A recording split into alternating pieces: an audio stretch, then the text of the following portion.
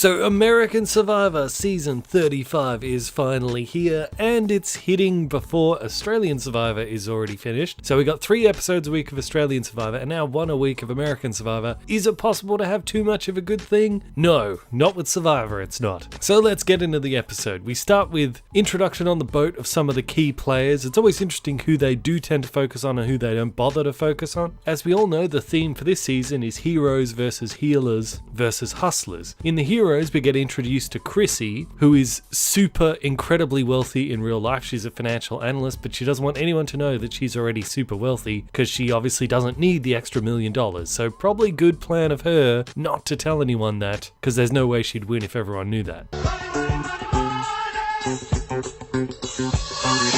Amongst the heroes, we've got Cole, Mr. Golden Boy, who's the rock climber who helps like angry teens or something like that, as well as Mike, the nerdy sex doctor, and whose teeth always seem to be like sticking out for some reason. Amongst the hustlers, they introduce us to Ali, who is some kind of personal assistant for celebrities, but she mentions something about YouTube. Maybe she's a personal assistant for PewDiePie or something. And we get introduced to Ryan, who is a bellhop, who is the guy who gets the secret advantage that's on the boat. As everyone breaks off into their different tribes, we first see the healer camp, and Jessica immediately falls in love with Golden Boy. Meanwhile, probation officer Joe will not shut up. He just talks and talks and talks. He's kind of reminds me a bit of Tony Bledsoe. I guess he does look a bit like him, and he's got sort of that talkative personality. But that sort of love of him came quickly crashing down when Mike went off to search for the idol and Joe confronts him and he goes into full probation officer mode, interrogating Mike, and it's like, dude, seriously, just chill out, will you?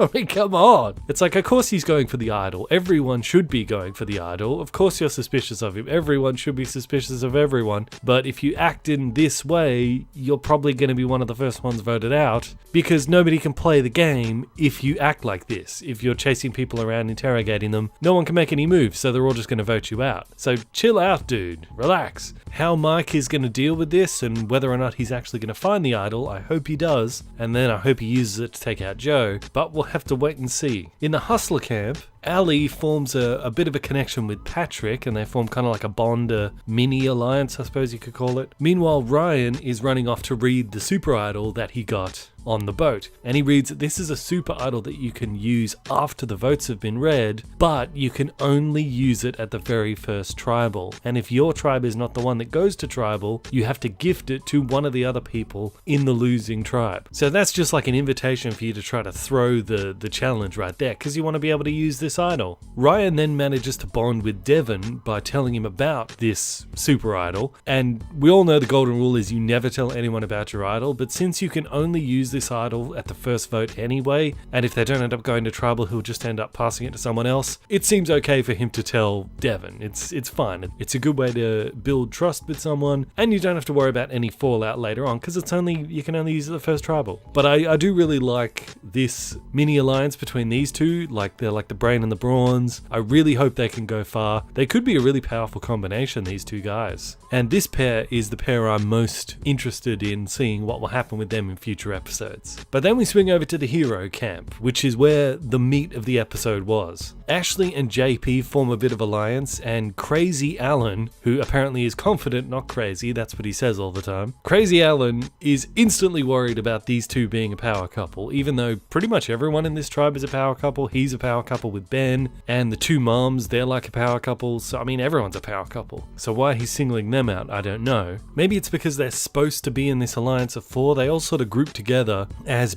with Ben as the leader of this group of 4 of Ben, Crazy Alan, JP and Ashley, with Chrissy and Katrina, the mom squad as they call them, on the bottom. So maybe he targets this JP Ashley power couple thing because it's part of his core 4. He doesn't want anyone else to have a power couple except him and Ben. But this leads to the second confrontation over an idol, which everybody was talking about. It's the number one thing everyone talks about, is the idol strip search. Crazy Alan goes after JP, and he just will not believe that he does not have an idol, to the point where JP actually needs to strip naked, and he even bounces up and down, up and down when he's naked. to prove that he doesn't have an idol. Wow, dude. Seriously, dude. I thought Joe was bad in the other tribe. Alan is real bad. It's like, just chill out, man. Seriously. But again, how can you play the game with someone like that around? You can't. You have to get rid of them. And JP does have the option here because he's already got this kind of connection with Ashley. Then he could go over to the mom squad and just get those two to vote out Alan, or I mean, he's got options there to make those moves. And after they lose the immunity challenge, meaning they will go to tribal, Chrissy is so upset that she throws up.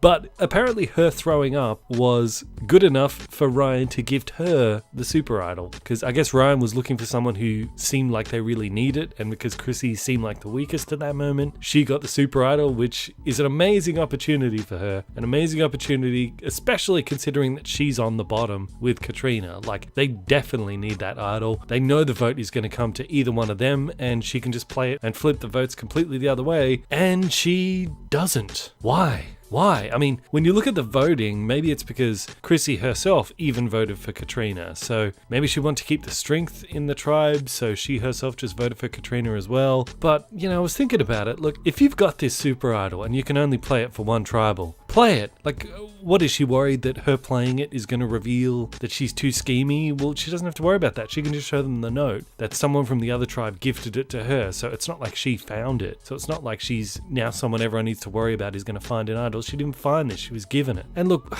there was the whole episode led up to this moment where the person on the bottom gets this super idol. It's a new introduction to the game, and she doesn't even bother to play it. Look, I would have thought if you get an idol like that you can only use once, you use it. Even if you don't need to, you use it. Because whoever was going to get voted out, you use the idol to save them. I mean, then you've bought yourself a new ally, and she needs allies right now. It was just really disappointing. Also, Chrissy, it's a TV show. They're trying to make things happen, help them out, try to actually do things.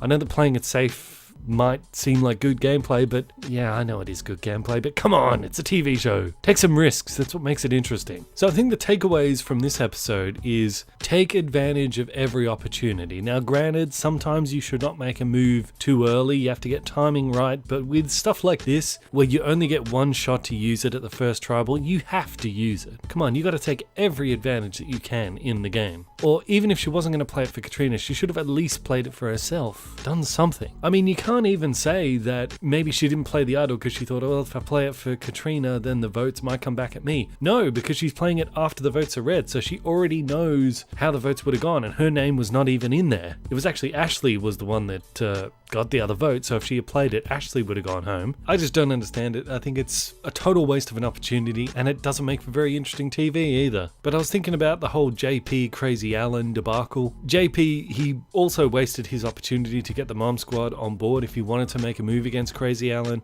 He didn't bother to do that. In fact, after the tribal, the only people we even saw talking to the mom squad was Alan himself. So, I mean, he at least is out there making moves. He's stirring up trouble. He's actually doing stuff. JP just seems to be cruising at the moment. I know we've only been one episode, but based off what we've seen so far. And if I were JP, you'd have to take out Alan, but of course you can't take him out yet because you want to keep the muscle around, or you at the very least couldn't convince everyone else to take muscle out so soon. So if I were JP, I'd be turning on little Ashley there. Yeah, she's kind of like his pair, part of it, but once you're hit with that power couple brush, you have to get rid of it. I would have actually, if I was JP, I would have gone to the mum squad and tried to get them to vote out Ashley with me. I would have voted for Ashley for sure.